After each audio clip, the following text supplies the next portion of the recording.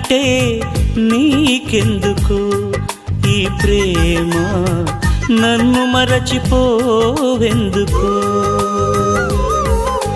నా ఊసే నీకెందుకు ఓ యేసయ్యా, నన్ను విడిచిపోవెందుకు?